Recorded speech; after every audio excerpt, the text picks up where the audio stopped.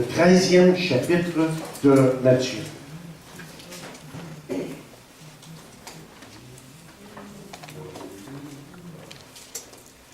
Et dans ce chapitre, nous allons lire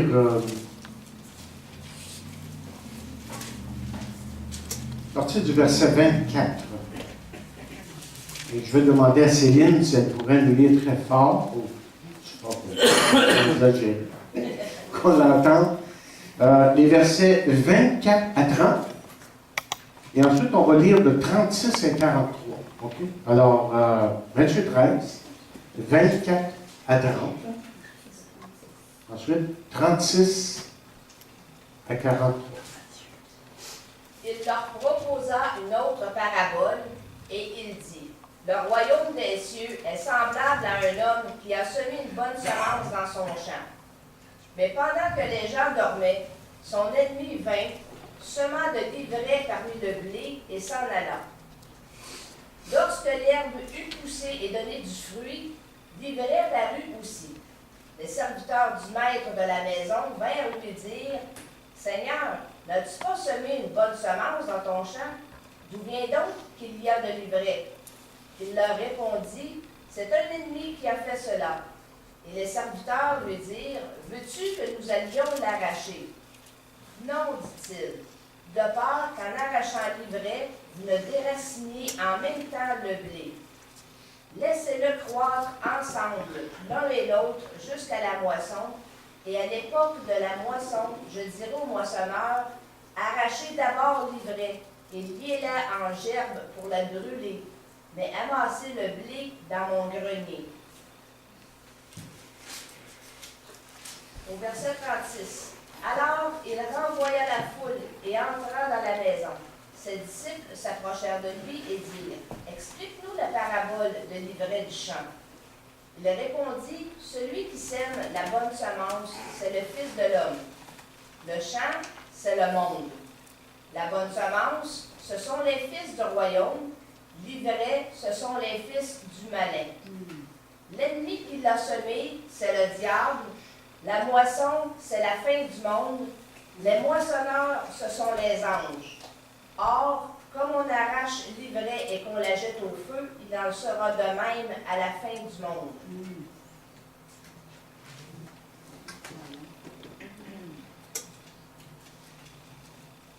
Je pense que tu vas lire jusqu'à 43. Jusqu'à 43.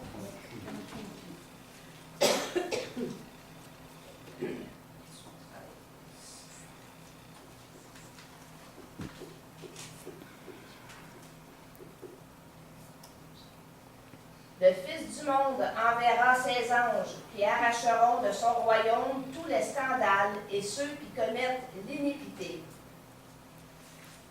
Et ils les jetteront dans la fournaise ardente où il y aura des pleurs et des grincements dedans. Alors les justes resplendiront comme le soleil dans le royaume de leur Père.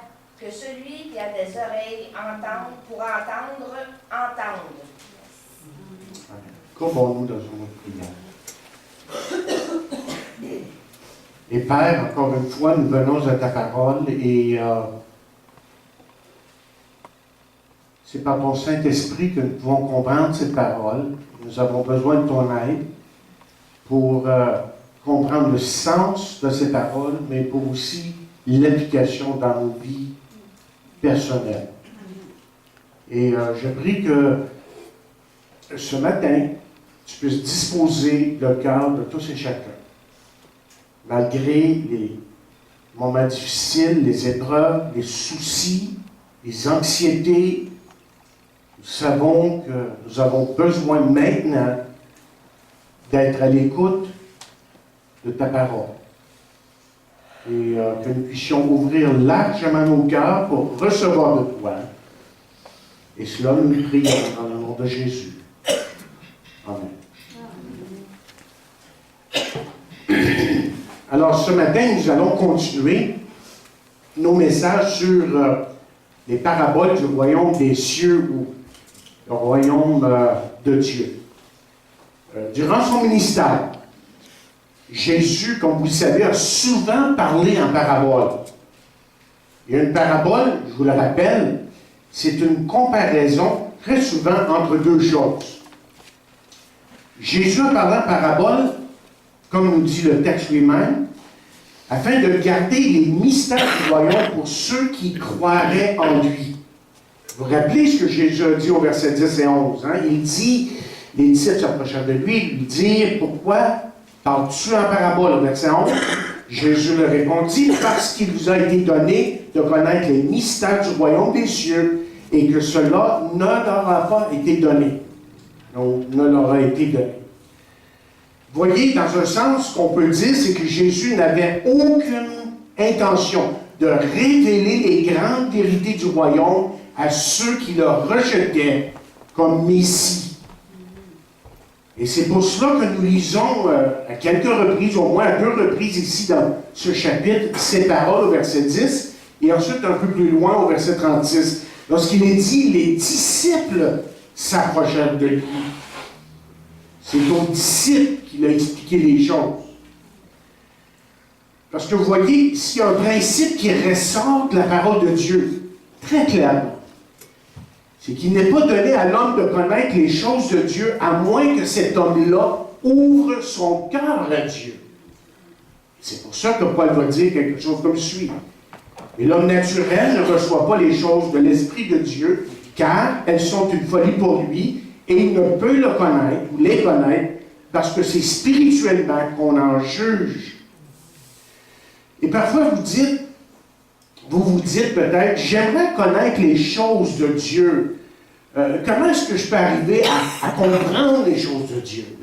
C'est évident pour commencer là, que vous devez naître de nouveau. Ça, c'est la porte d'entrée pour connaître les choses de Dieu. Et quand on parle évidemment de nouvelle naissance, on parle de se repentir de ses péchés, on parle de croire en Jésus-Christ, c'est-à-dire de mettre sa confiance en Jésus, lui qui est mort sur la croix et qui veut être notre Sauveur et notre Seigneur. Billy Graham, un jour, utilisait cette illustration en disant « Vous avez 2 paires de yeux, les yeux physiques pour voir le monde physique. Mais vous avez aussi les yeux spirituels pour voir et comprendre les réalités spirituelles. » La plupart de vous, vous savez qu'avant que vous veniez à Jésus-Christ, vous étiez littéralement, je pense que vous savez maintenant dans votre expérience personnelle, que vous étiez littéralement aveugle aux choses de Dieu. Vous ne pouviez pas comprendre les choses de Dieu. En tout cas, ça ressort dans le témoignage de Paul à Agrippa, à un moment donné, lorsqu'il dit ceci au roi Agrippa.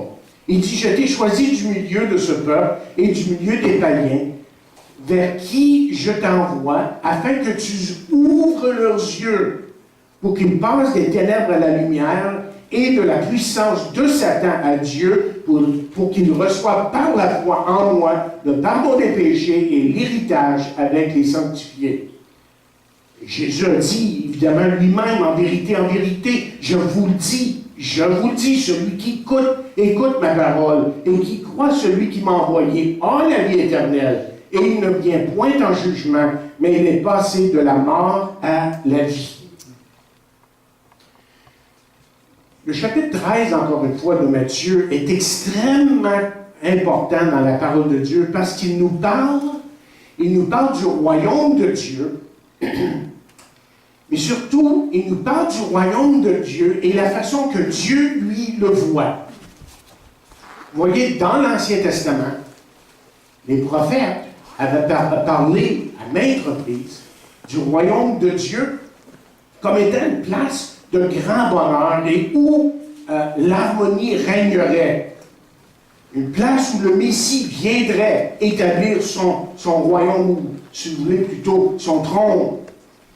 Et si vous lisez en particulier le prophète Isaïe, Zacharie, Ézéchiel et d'autres, c'est l'image qui nous est présentée. Mais vous vous souvenez aussi de la question que les disciples de Jésus lui ont posée juste avant son ascension, juste avant de retourner au ciel. Et voici la question qu'ils ont posée à Jésus.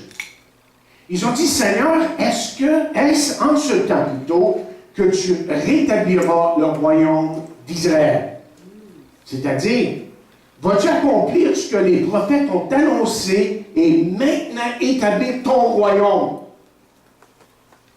Et la réponse de Jésus a été assez directe quand même lorsqu'il a dit, ce n'est pas à vous de connaître les temps ou les moments que le Père a fixés de sa propre autorité. C'est une façon très polie de leur dire, pour leur dire, c'est pas de vos affaires, simplement. C'est pas de vos affaires. Mais les prophètes, vous voyez, avaient annoncé un royaume parfait où la paix et le bonheur régneraient, existeraient. Et dans la parabole qu'on a devant nous, là, qui nous concerne ce matin, Jésus va révéler littéralement là, quelque chose que les prophètes et les disciples n'avaient pas vu. Et qu'est-ce qu'ils n'avaient pas vu? Ils n'avaient pas vu un temps lorsque, dans le royaume de Dieu, il n'y aurait pas que paix et harmonie. Et c'est une autre raison qui me conduit à dire, évidemment, plus que jamais, que Jésus revient bientôt. Amen. Et que cet état, je dirais même ceci, que cet état ici où il n'y a pas paix et harmonie, ce n'est que temporaire. Ce n'est que temporaire. Parce que vous voyez, Dieu, dans son plan, va absolument établir un royaume sur la terre où régnera la paix parfaite et l'harmonie.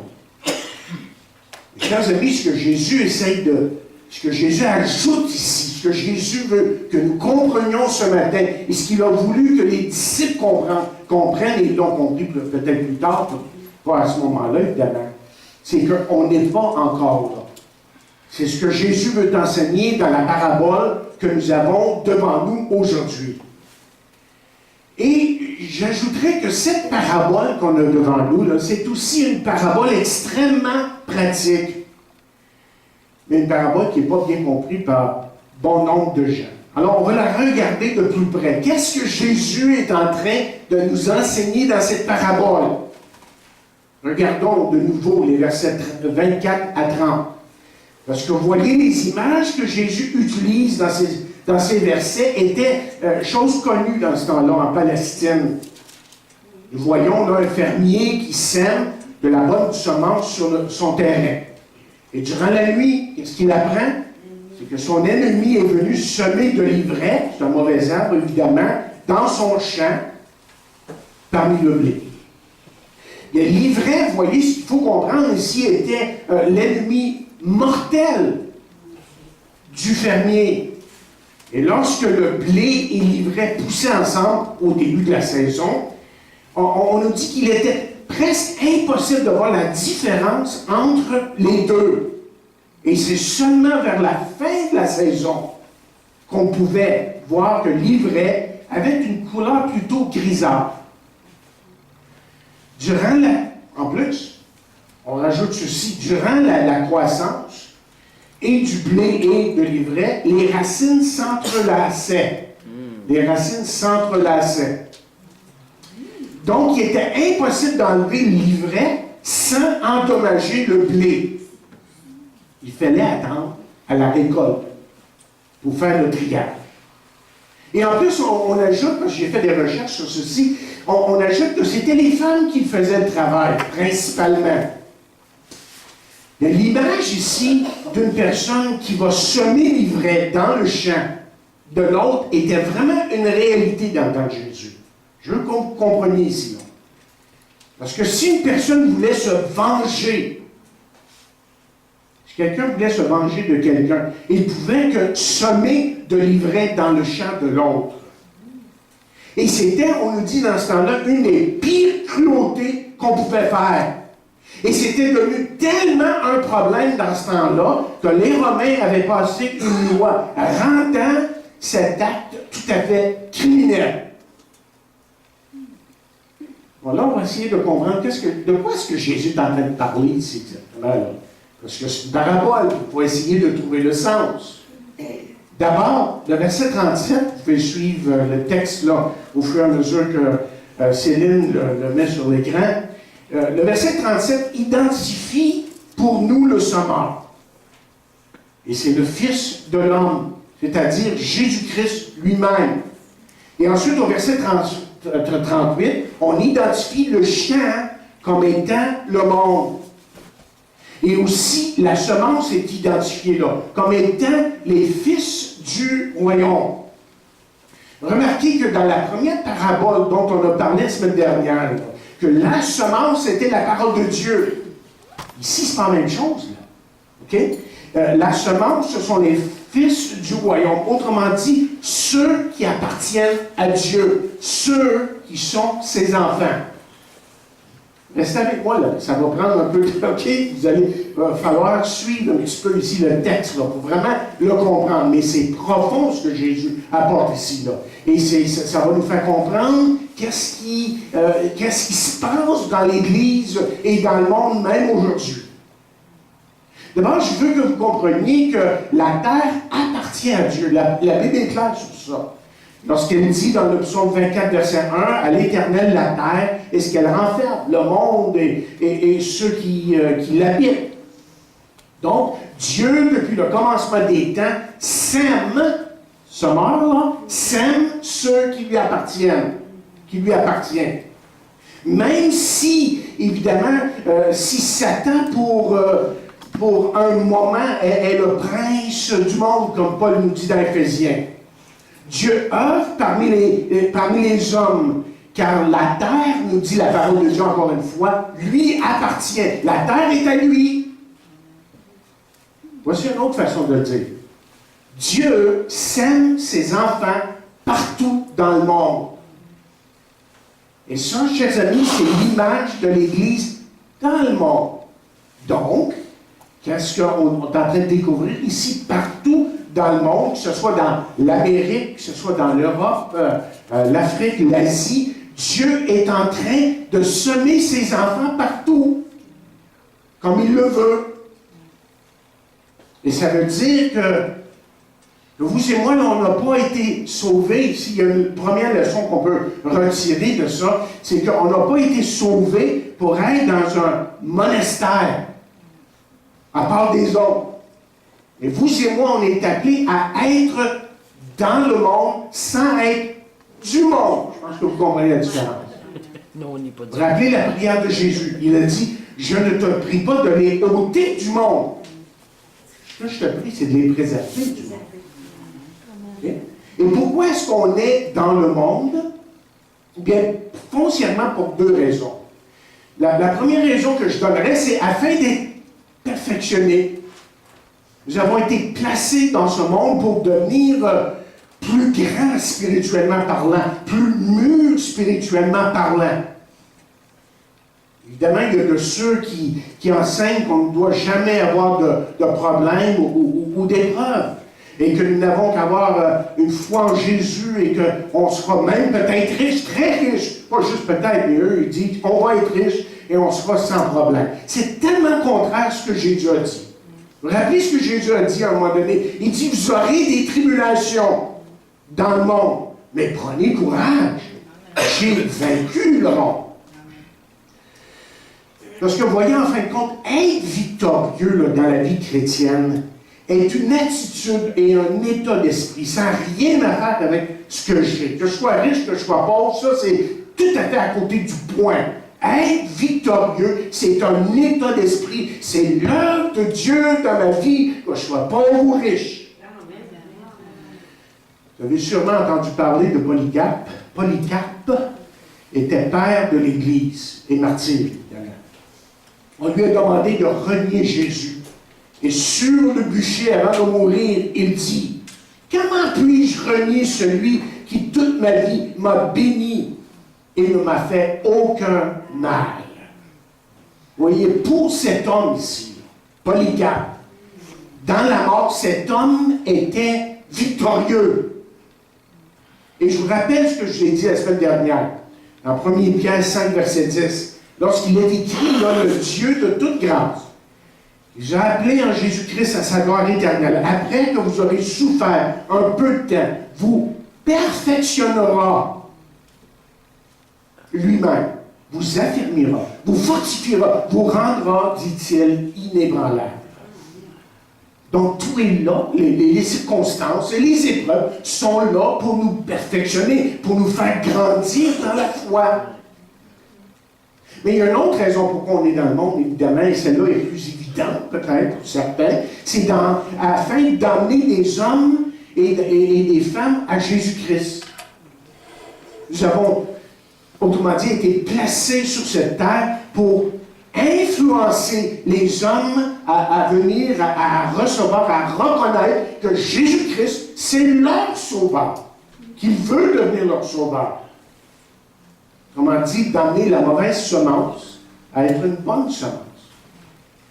Jésus a dit ces paroles que tout le monde connaît. Allez, faites de toutes les nations des disciples. Et cette pensée m'est venue lorsque je préparais ce message qu'une église qu'on pourrait dire mature, okay, qui vraiment est dans les voies de Dieu et accomplit le plan de Dieu pour elle. C'est celle qui, littéralement, je pense, accomplit ce verset, qui dit qu'on fait des disciples dans toutes les nations. Dans toutes les nations. Et c'est pour ça que c'est toujours l'espoir de tout pasteur de voir à un moment donné quelques-uns qui pourront aller sur des terres missionnaires. C'est une église qui réalise que sa mission, c'est d'apporter Jésus-Christ à un monde qui ne le connaît pas et qui a tellement besoin de lui. Maintenant, Jésus identifie pour nous ici l'ennemi et l'ivraie. Okay? C'est la deuxième partie ici. On va rentrer dans ça. L'ennemi, c'est le diable. Le texte nous le dit, au verset 38. Et l'ivraie, c'est les fils du monde. Autrement dit, je veux que vous restez avec moi, là. Je veux que vous compreniez la parole de Dieu. La parole de Dieu n'est pas si compliquée que ça, là. Il y a des fois des passages qui sont difficiles à comprendre, mais ici, là, on prend juste le temps de déchiffrer un petit peu, d'aller étape par étape, ça s'explique assez bien, tout ça. Mais c'est que dans ce monde, présentement, Satan sème ses fils, ou si vous voulez, il sème ses disciples aussi. Et comme le blé, ils sont partout. Ils sont partout dans le monde. Il y a deux choses à dire ici. Satan est maintenant... J'hésite de dire ça, mais quand même, on peut le dire, on comprend. Okay? Que Satan est maintenant maître de cette planète parce que Dieu lui permet de l'être, prince de l'air, vous savez, Éphésiens 2. Okay? Il y a un certain contrôle, malgré que son contrôle, évidemment, est limité. Il ne peut pas faire n'importe quoi. La question souvent, c'est pourquoi est-ce que Dieu ne détruit pas? Pourquoi est-ce que Dieu ne détruit pas tout simplement et met une fin à tout ça? Mais ça, c'est la question à 2000 piastres ou à plusieurs piastres. Je ne sais pas s'il y a vraiment une réponse à ça, à part de dire que sur la croix, il est clair que Jésus a vaincu Satan. Satan, autrement dit, est un être vaincu. Et la Bible nous dit que le Fils de Dieu a paru afin de détruire les œuvres du diable. Il est techniquement, si je peux dire, techniquement, il est vaincu. Mais il est encore à l'œuvre aujourd'hui. Un jour va venir son tour, comme on dit. Un jour va venir où Dieu va sceller et ça va être fini une fois pour toutes pour lui. Et moi, je ne peux pas vous dire pourquoi Dieu permet encore qu'il soit là, libre, en train d'agir et en train de combattre contre le monde, mais surtout contre l'Église. Ça, c'est tout à fait dans le plan de Dieu, chose qu'on accepte parce que sa parole nous dit. Mais le monde, okay, ce qu'il faut comprendre, juste pour résumer notre pensée ici, pour vraiment que vous compreniez ce que la Bible est en train de dire ici. Et comme j'ai dit tantôt, ce que j'ai dit la semaine dernière, vous allez comprendre beaucoup mieux d'autres doctrines de la parole de Dieu si vous comprenez les paraboles du royaume. En particulier la persévérance des saints. Vous comprenez ce chapitre, vous allez voir pourquoi Jésus a dit ces paroles ici. Il voulait identifier les vrais des faux. Et le monde, chers amis, est habité par deux catégories de gens. les fils du royaume et les fils du malin. Et tous les deux, écoutez bien là, c'est très important ce que je vous dis, tous les deux vivent dans les mêmes villes, mangent la même nourriture et vont parfois dans les mêmes églises. Vont parfois dans les mêmes églises. C'est parce que, vous voyez, Satan sème même dans l'Église. Souvenez-vous ce que j'ai dit dès le début, là. Le thème un petit peu de toutes ces paraboles. Juste une phrase. Tous ne sont pas du royaume. Tous ne sont pas du royaume, dans le sens large. OK? Et Jésus a dit, maintes reprises, mais ces paroles-ci sont tellement claires. Il dit, ceux qui me disent Seigneur, Seigneur, n'entreront pas tous dans le royaume des cieux. Et ce qu'on doit se rendre compte en tant que chrétien aujourd'hui, c'est que Satan a même ses ouvriers dans l'Église. Ça va jusque-là. Maintenant, revenons à notre texte. Et remarquons que les serviteurs, ici, à un moment donné, voulaient enlever l'ivraie. Ils voulaient enlever l'ivraie dans le champ. Et le maître les empêche de le faire parce qu'il sait qu'il pourrait endommager le blé. Qu'est-ce qu'on est en train d'apprendre ici? Mais peut-être que la première leçon, c'est celle-ci. Si vous tournez dans c'est ça, le psaume 13. Je pense que Céline va le mettre sur l'écran. Psaume 13. Et souvent, on est un petit peu comme David. On est pressé. On est très pressé. Et David, lui, à certains moments, était très pressé. Regardez ce qu'il dit dans le psaume 13, 2 et 3. Il dit, « Jusqu'à quand, Éternel, m'oublieras-tu sans cesse? Jusqu'à quand me cacheras-tu ta face? Jusqu'à quand aurais-je des soucis dans mon âme et chaque jour des chagrins dans mon cœur? Jusqu'à quand mon ennemi s'élèvera-t-il contre moi? » Et vous avez sûrement prié ça en moi. Oh oui. Il m'a dit, Seigneur, je suis tanné de ça, là. J'en ai assez. Je suis au bout. On l'a tous dit ça. Devant Dieu. Ça, on est honnête. Dans les psaumes, ce qui est incroyable, c'est qu'à certains moments, David se vide le cœur. Tu sais, il est tanné, il n'est plus capable. Puis, il ne cache pas ça. Tu sais, des fois, on est trop spirituel, Seigneur. Ça va tout bien. Ah, Seigneur, tu sais, je suis fort. Non, c'est pas comme ça, là. C'est pas ça la vie chrétienne. La vie chrétienne, c'est de reconnaître ses faiblesses. La vie chrétienne, c'est de reconnaître, comme quelqu'un disait tantôt, que c'est lui qui nous fortifie. C'est par lui et par sa grâce que nous pouvons continuer. Et si ce n'était pas de ça, on sera au bout, justement.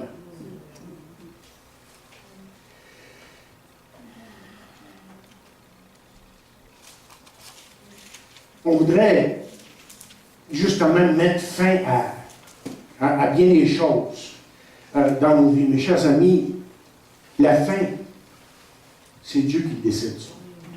Et même en ce qui a trait à la fin du monde, hein, les chrétiens qui que ça arrive, là, c'est Dieu. Hein. Et même on vit un temps là, où on a prédit à plusieurs reprises maintenant. On entend parler de temps en temps, 21 décembre, fin du monde, tout ça. Et il y a même des chrétiens qui sont embarqués dans cette affaire-là. Que là, le 21 décembre, ça finit et donc on aurait juste à aller sur le top du Mont-Royal et attendre. Non, c'est Dieu qui décide. C'est Dieu qui décide. Et qu'est-ce qu'on peut apprendre de cette parabole? Et qu'est-ce que Dieu veut que nous apprenions de cette parabole ici, qui est extrêmement importante? La première chose, c'est que cette parabole ici nous enseigne qu'il y a dans le monde une puissance maligne qui veut détruire la bonne semence. Et Jésus l'a dit. En parlant même de ses brebis, il dit, le voleur ne vient que pour dérober, égorger et détruire. Et dans le reste du chapitre, heureusement qu'il nous parle de sa puissance et de sa protection, que nous sommes dans ses mains. Il n'y a rien de plus fort que la main de Dieu. Bien, aussi longtemps qu'on sera dans le monde, chers amis, il y aura deux influences. on va toujours subir les deux influences. L'influence qui vient de Dieu et l'influence qui vient du monde, qui vient littéralement de Satan à certains moments. Et c'est là que Pierre avertit les chrétiens de son temps comme pour aujourd'hui. Il dit, soyez sobres, veillez, votre adversaire le diable rôde comme un lion rugissant, cherchant qui il dévorera. Et Paul va dire, tenez donc ferme.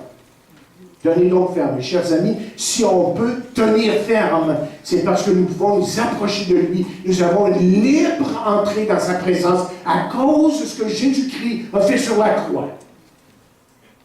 Et la deuxième chose que cette parabole nous enseigne, c'est que nous ne devons pas condamner le monde. Suivez-moi ici. D'abord, parce que ce n'est pas notre tâche, pas nous autres à condamner les gens. Parce qu'en condamnant le monde, on peut être en train de condamner les enfants de Dieu. Vous vous rappelez le blé livret qui est entrelacé? C'est ça la leçon ici. Hein? On ne peut pas condamner le monde, parce que si on commence à condamner tout le monde, on pourrait être en train de condamner les chrétiens. Et l'histoire nous montre que lors des croisades, ceux qui dirigeaient ces guerres contre supposément les incroyants ont tué en cours de route des milliers de vrais chrétiens. Donc, notre tâche, là, n'est pas d'éliminer les gens, mais de les emmener au salut. C'est ça notre tâche, en tant qu'Église, en tant que chrétien. Alors, la question qui se pose à ce stade-ci, évidemment, c'est quelle est votre attitude envers les gens de l'extérieur? Est-ce que c'est de les rebrousser, de les condamner verbalement et de dire c'est une gang de ci et une gang de ça? Et rappelez-vous que Jésus a dit, je ne suis pas venu pour ceux qui se portent bien, mais je suis venu pour ceux qui sont malades. Et on est tous malades. Tant qu'à ça. Oh oui. En tout cas, moi, quand je lis les évangiles, là, je ne peux pas voir autre chose que la compassion que Jésus avait pour les pécheurs. Mais dans le mot compassion, rappelez-vous qu'il y a le mot passion. Il y avait aussi une passion pour emmener à les uns et les autres la bonne nouvelle que maintenant, ils peuvent se repentir de leurs péchés, avoir une communion intime et réelle avec ce Dieu qui les aime tant. Et on le voit à un certain moment, que Jésus est en train de pleurer devant certaines villes, Capernaum et Jérusalem, et on le voit là, littéralement dans le texte grec, à grands sanglots et à haute voix, il pleure sur ces villes qui sont dans leur péché. Parce qu'il voudrait donc qu'elles se repentent et viennent à Dieu. Et comme Jésus, ce que cette parabole nous enseigne, à force de fouiller et de rentrer dedans, c'est que Dieu nous demande d'être remplis de la même compassion. Et que lorsqu'une Église est remplie de cette même compassion et passion pour les âmes, pour ceux qui ne connaissent pas Christ, alors Dieu bénit et Dieu sauve. À travers eux. Troisièmement, qu'est-ce que cette parabole nous enseigne? Elle nous enseigne que nous ne pouvons pas, et ça c'est très important ici, j'espère que vous écoutez bien. Cette parabole ici nous enseigne que nous ne pouvons pas imposer des principes chrétiens sur quelqu'un qui ne connaît pas Jésus-Christ. Vous comprenez ce que je suis en train de dire ici? Parce que j'entends des chrétiens faire des remarques à des inconvertis des fois, et ça n'a pas d'allure. Ils parlent comme si ces gens-là étaient déjà convertis. Ils disent des choses qu'ils ne pourront jamais faire parce qu'ils ne sont pas nés de nouveau. Et il y en a qui disent, « Oh, j'aimerais bien que les gens soient comme ci et comme ça. » Oui. Mais chers amis, on ne peut pas imposer les béatitudes à un inconverti, à quelqu'un qui ne connaît pas Jésus-Christ. Les béatitudes nous décrivent plutôt l'homme parfait que nous pouvons être à travers Christ. Il n'y a pas d'imposer les béatitudes sur quelqu'un. Il faut que d'abord que cette personne-là vienne à Christ, soit née nouveau, transformée, pardonnée. Que cette personne-là s'est repentie devant Dieu et reconnue comme pécheur et que cet homme-là soit changé par Dieu lui-même. Vous savez, Jésus a utilisé des fois un langage qui, bon, moi je ne pouvait pas dire ça, mais lui disait, parce qu'il était Dieu. Il n'y a pas juste n'importe qui. Il dit, ne donnez pas les choses saintes aux chiens. Wow. Les Juifs, quand ils entendaient ça, là, OK, ils savaient de quoi ils parlaient. Et ne jetez pas vos perles devant les pourceaux. Il n'y avait rien de plus dégradant pour un Juif que le pourceau. Écoutez, là, je ne veux pas dire que tous ceux qu'on parle, que ce sont des gens que le verset décrit ici, parce qu'on parle certainement ici de gens qui ne veulent rien savoir de l'Évangile. Je vous en ai parlé l'autre semaine, donc je n'ai pas besoin de rentrer dans ça. Mais le point est celui-ci, c'est que notre tâche en tant que chrétien n'est pas d'énumérer des principes par lesquels on vit, mais notre tâche en tant que chrétien, avant tout, c'est d'annoncer la bonne nouvelle. Amen. Amen. Et trop souvent, j'entends des chrétiens qui disent « Ah ben moi, je ne fais pas ça. Télévision, je ne fais pas ci, je ne fais pas ça. Captez-moi. Puis tu devrais être comme ça. » Je ne peux pas être comme ça, à moins de venir à Jésus-Christ. Et encore là, toute une affaire personnelle, de conviction personnelle et tout le reste. Et pour certains, telle chose peut être un problème, et telle chose peut être un problème. Et Dieu, s'il est sauvé et qu'il grandit dans sa foi, Dieu va évidemment lui révéler ces choses-là, lui montrer qu'il y a des choses à laisser. Mais là, laissez-lui le temps d'abord d'être né nouveau et ensuite de grandir dans les voies de Dieu.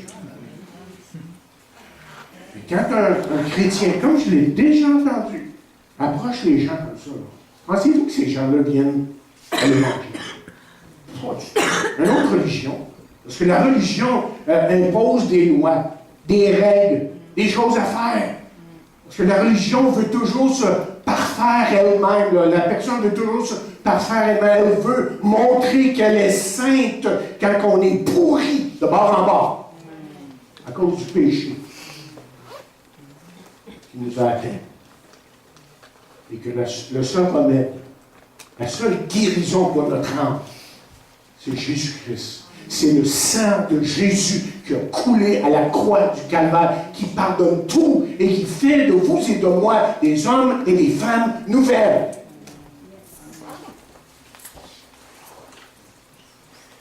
Et il y a une dernière chose que cette parabole nous enseigne, et je termine avec ça. C'est que cette parabole ici nous enseigne que le jugement viendra. Jésus dit au verset 39 que la fin du monde, c'est la moisson. La fin du monde, c'est la moisson. Et il va jusqu'à dire que les moissonneurs sont les anges. C'est-à-dire que c'est eux qui vont faire le triage.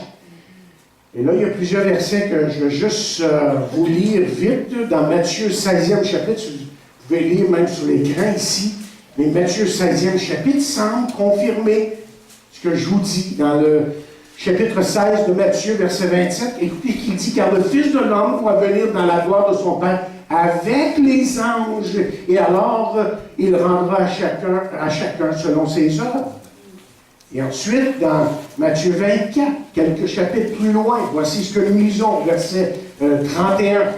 Il est dit, il enverra ses anges avec la trompette retentissante, et ils rassembleront ses élus des 4 vents, d'une extrémité des cieux à l'autre. Et comme les anges ont eu une part, si vous voulez, ont eu une part à la naissance de Jésus-Christ, et les anges ont été souvent impliqués dans de grands événements. Ils vont être là à la fin du monde. Ils vont avoir une grande part. Regardez Apocalypse 14. Je pense que Céline, là, devant vous, et Apocalypse 14, verset 15. Il dit, et un autre ange sortit du temple, criant d'une voix forte à celui qui était assis sur la nuée, lance ta faucille, moisson, OK? Et moissonne. Car l'heure de moissonner est venue, la moisson de la terre est mûre. Celui qui était assis sur la nuée jeta sa faucille de la terre. Et la terre fut moissonnée. Un autre ange sortit du temple qui est dans le ciel, ayant lui aussi une faucille tranchante. Et un autre ange qui avait autorité sur le feu sortit de l'autel. Il s'adressa d'une voix forte à celui qui avait la faucille tranchante et disait, lance ta faucille tranchante et vendange les grappes de la vigne de la terre, car les raisins de la terre sont mûrs. Et l'ange jeta sa faucille sur la terre et vendangea la vigne de la terre et jeta la vendange dans la grande cuve de la colère de Dieu. Tout ça tout simplement pour vous dire que le jour du jugement où Dieu va mettre une fin à tout ce qu'on voit aujourd'hui, toute la méchanceté et tout ce qui va contre Dieu, tout ce qui est anti-Dieu, ça va venir une fin. C'est ça ici que Jésus essaie de nous dire, de nous enseigner. Mais ce n'est pas à nous. C'est pas à nous d'essayer de déterminer la fin. Oh, on peut reconnaître les signes. Oui, on pourrait parler de ça un jour. Il y a des signes, il y a des signes avant-coureurs que Jésus nous a dit, quand vous verrez telle et telle chose, bien sachez que c'est pas loin. Je pense qu'on n'est pas loin, à mon avis. Donc la Bible nous dit qu'il y a une fin du monde. Et les uns seront jetés dans la fournaise ardente et les autres seront évidemment dans la présence de Dieu. Vous vous rappelez que Noé a prêché pendant, imaginez, 120 ans. Il faut le faire quand même. 120 ans aux gens de son temps pour qu'ils se repentent. Et la plupart de ces gens, presque tous à part de sa famille, n'ont pas écouté. Ils ont péri dans le déluge. Et c'est d'autant plus important que vous et moi ce matin, nous comprenions les paroles que Jésus dit au verset 43 de ce texte. Lorsque Jésus dit ceci au verset 43 de Matthieu 13, que celui qui a des oreilles pour entendre, entende. Est-ce que vous avez entendu ça? Oui, ça a bien entendu. Si vous ne le connaissez pas, aujourd'hui, c'est le jour du salut. C'est aujourd'hui que Dieu vous appelle à reconnaître en Jésus-Christ celui qui veut être votre sauveur et Seigneur. Celui qui est mort sur la croix. Et celui qui, aujourd'hui, vous tend la main et qui vous offre pardon et qui vous offre la paix et qui vous offre la joie et qui vous offre surtout la vie éternelle, la vie de Dieu, autrement dit, en permanence en vous pour que vous puissiez aller de l'avant pour lui et le servir. Ça, c'est ce que Dieu veut vous donner. Et encore beaucoup plus. Je n'ai rien dit, là, vraiment, jusqu'à énumérer quelques petites choses. Il veut tellement vous donner. Il a tellement à vous offrir. Et en tant que chrétien, c'est bon de se tenir debout aujourd'hui, de parler de Jésus. Mais de parler de Jésus surtout avec amour, non pas en condamnant les gens, mais en leur parlant avec amour, avec grâce, et surtout en priant, parce que les résultats, c'est pas nous qui les produisons, c'est Dieu qui les emmène. Et lorsqu'on se rappelle de ça, on lui fait confiance. Et on sait qu'il a déjà agi.